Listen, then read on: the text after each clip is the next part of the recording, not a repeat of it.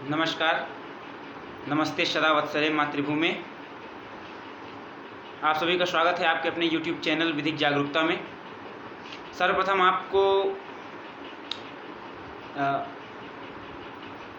स्वतंत्र भारत राष्ट्र को गणतंत्र बनाने का सपना देखकर भारतीय संविधान का प्रारूप रचने वाले प्रारूप समिति के आदरणीय अध्यक्ष और समता मूलक समाज की अवधारणा को अपने मन में बसाए समाज में उसकी छाप छोड़ने को बेताब और संविधान में समता की भावना को सबसे ऊपर रखते हुए उसे आधारभूत ढांचा बनाने वाले भारत रत्न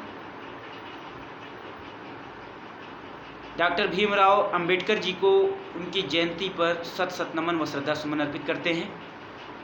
उसके पश्चात आज हम लोग जिस वार्तालाप के लिए यहाँ पर जुड़े हुए हैं उसमें ये है कि कोरोना को लेकर के माननीय इलाहाबाद उच्च न्यायालय का उत्तर प्रदेश सरकार को कुछ निर्देश आया है और उत्तर प्रदेश सरकार ने भी कुछ रिक्वेस्ट की है सरकार से एक एप्लीकेशन के माध्यम से। तो आइए देखते हैं क्या है। आप लोगों से एक छोटी सी रिक्वेस्ट है कि अगर अभी तक आपने वीडियो को लाइक नहीं किया तो लाइक कर दीजिए और चैनल को सब्सक्राइब करके शेयर कर दीजिए, बेल आइकन जरूर दबा दीजिएगा। आइए अब देखते हैं कि माननीय इलाहाबाद उच्च न्यायालय ने एक अधिवक्ता की याचिका पर तब क्या कहा जब अधिवक्ता ने अपनी याचिका में ये लिखा कि कोरोना की वजह से उत्तर प्रदेश में न्याय विभाग को बहुत सारी क्षतियां हो रही हैं जो कि अपूरणीय है और असमय है।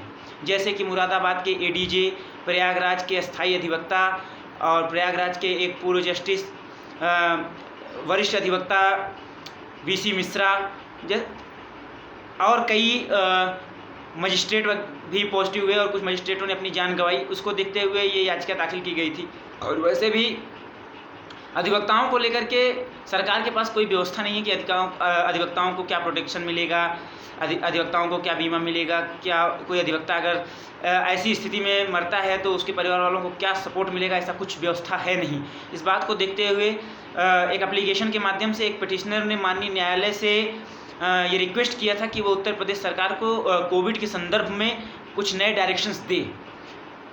इस याचिका को सुनते हुए बहुत कम समय में ही लगभग 40 मिनट में ही कोर्ट नतीजे तक पहुंच गई और कोर्ट ने उत्तर प्रदेश सरकार को कुछ दिशा निर्देश जारी किए हैं। उस दिशा निर्देशों के बारे में चर्चा की जाती है।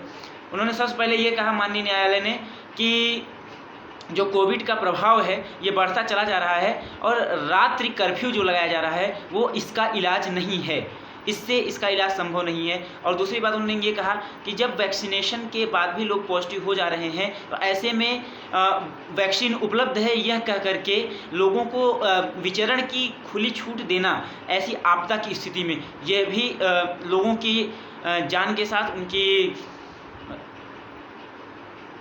क्या कहते हैं जो अनुच्छेद 21 की स्वतंत्रता है उसके साथ कहीं ना कहीं घात है। तो माननीय न्यायालय ने ये कहा कि उत्तर प्रदेश सरकार जो है वो 2-3 हफ्ते या 4 हफ्ते तक जब तक कि मामला नियंत्रण में ना हो जाए तब तक के लिए पूर्ण लॉकडाउन पर विचार करे। और साथ ही साथ कटाक्ष करते हुए टिप्पणी करते हुए यह भी कहा कि अगर सरकार अर्थव्यवस्था सुधारने में लगी है तो सरकार को यह बताया जा रहा है कि अगर मनुष्य नाम की चीज़ राज्य में ना रही या मानवता में ही अकाल आ गया तो फिर अर्थव्यवस्था बचा करके ही क्या होगी। इसलिए नागरिकों को बचाना अपने राज्य की ये पहली जिम्मेदारी है और अगर नागरिक बचे रहे तो अर्थव्यवस्था आज नहीं तो आगे 10 साल 20 साल में सुधारी जा सकती है। लेकिन इस समय वर्तमान में सरकार का जो मुख्य दायित्व है वो है नागरिकों की जान को बचाना और ऐसे में सरकार को संपूर्ण लॉकडाउन की ओर देखना चाहिए और जल्दी से जल्दी ये करना चाहिए।